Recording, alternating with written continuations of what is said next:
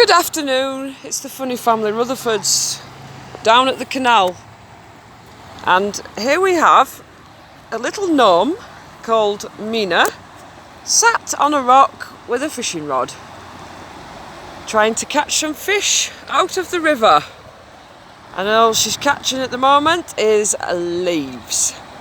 Are you okay, Mina? Yeah. Right, let's go see the other gnome. He's round here. And here we have Mason Gnome. Hello, Mason Gnome. Are you alright? Hey?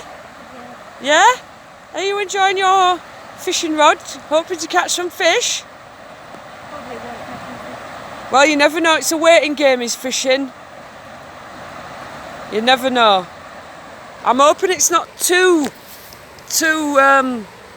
flowy, because with it being raining, the river's flowing quite a lot, so it just depends on whether there's any fish still loitering about. But you can give it a go, can't you, on this glorious morning, afternoon should I say. Well, it keeps coming out, doesn't it? Yeah. So we'll let you know if we catch out, and hope everyone has a nice day. Bye all!